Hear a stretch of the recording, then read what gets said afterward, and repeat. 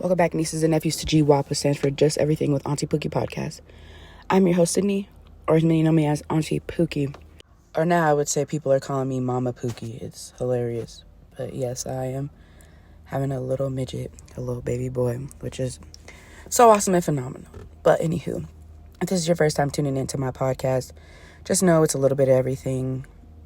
It doesn't have any particular setting or anything. It's just, let's just talk, about life.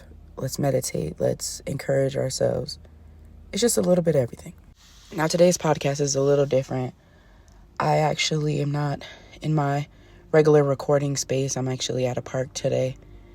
I needed to just get outside, get some fresh air, and I was journaling, and I came across just an exercise through my shadow workbook that my best friend sent me. And I want to share some things with you guys about trust. And I don't own the rights to the music in the background. It's just some meditation music. You might also hear cars, dogs barking, whatever. But like I said, today is a little bit different. The word trust has been on my heart because a lot of the years of my life, my trust has been betrayed. And it's hard to trust anybody's intentions, anyone's word at times, because you're always mentally thinking that someone is going to break that trust, even if they don't show it.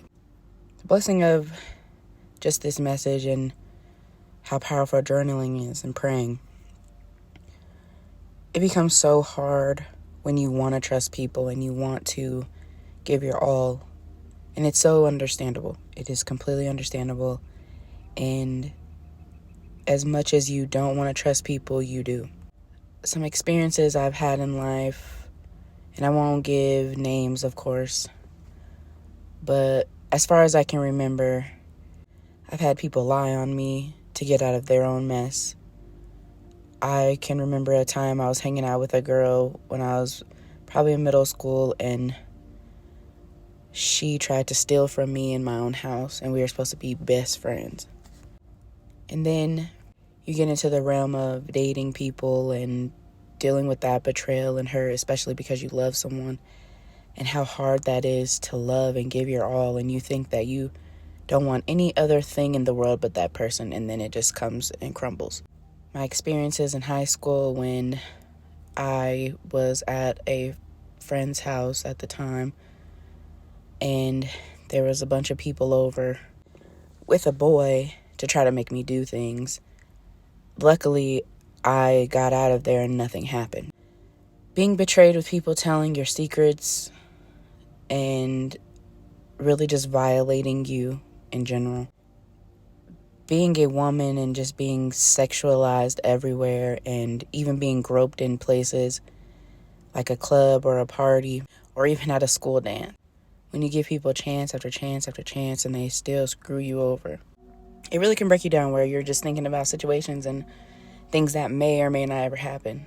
And it's almost like mentally you're stressing yourself out for things that may, like again, I said, never happen.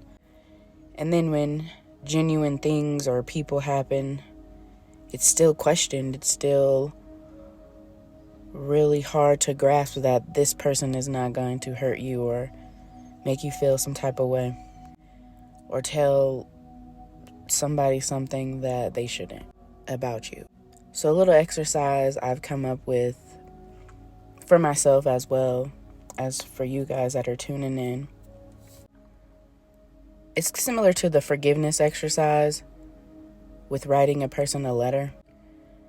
Writing is so therapeutic, and sometimes it's hard to say the words to someone's face.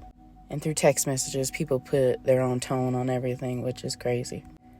But write a letter to the people that you are hurt by or have been hurt by, and they have made you lose trust.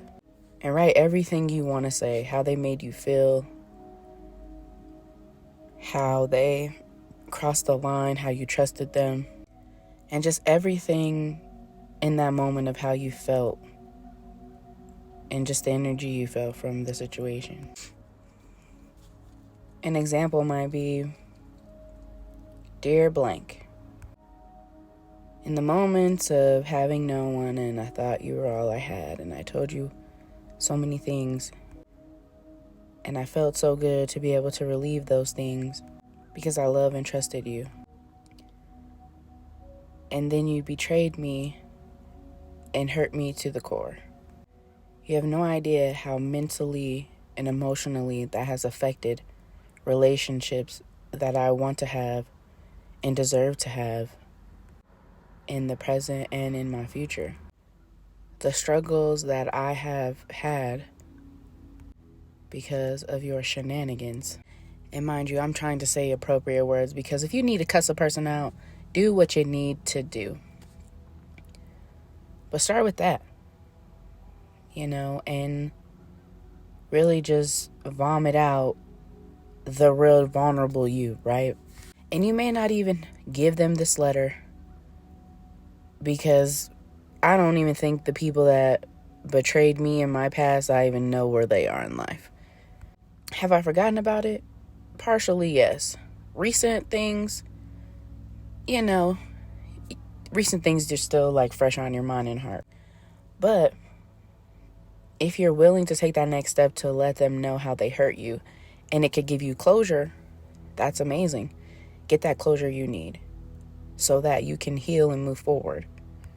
If you want to write it just to write it and keep it for yourself, perfectly fine as well. It'll be great to see if you go back to your journal or your piece of paper where you wrote the letter on and go back to that date and see how you've changed 6 months from now, a year from now, 5 years from now. And I say 5 years because a lot of trauma from people betraying people takes a while to get over. Now, sometimes it's easy to get over people and what they've done because you've learned a boundary and you've learned what you're not going to do and not going to say and how you're going to move in your future. But one thing I've learned just sitting at this park today is we can't make those that have betrayed us feel miserable in our own brain and body. The words that they've said or the things that they have done, it can't be changed, but we can change. We can change how we feel about things. We could gradually, slowly move into things so that we can gain the patience and the trust can be built. Human beings are always going to let us down. And it might happen with really close friends. You might get into a fight or you guys might say things that hurt. But true people in your life that really care about you won't break your trust.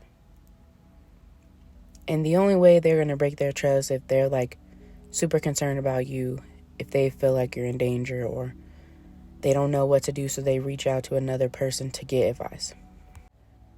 The project of the year for your heart is just moving slowly and trying to gain that trust so you can receive all the great blessings that you deserve.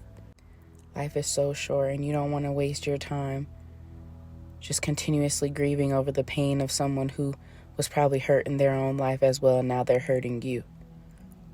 Guard yourself, guard your heart, guard your mind. But also don't let that slow you down or deter you from great things that are to come. And when you're ready to fully trust,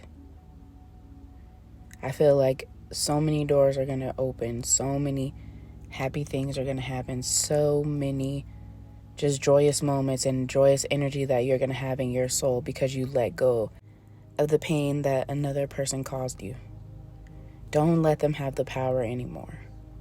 And I say that to myself as well because there are a lot of things that I have been through with a lot of people who I loved and who said love me back, but didn't really know the true meaning of love and trust and commitment and loyalty. You can get your trust back. It starts with you. It starts with letting go and writing that letter and growing so that you can grow into the person that deserves great blessings from the trust that you were able to give and the trust you were able to have. Have a great day, and thanks for tuning in.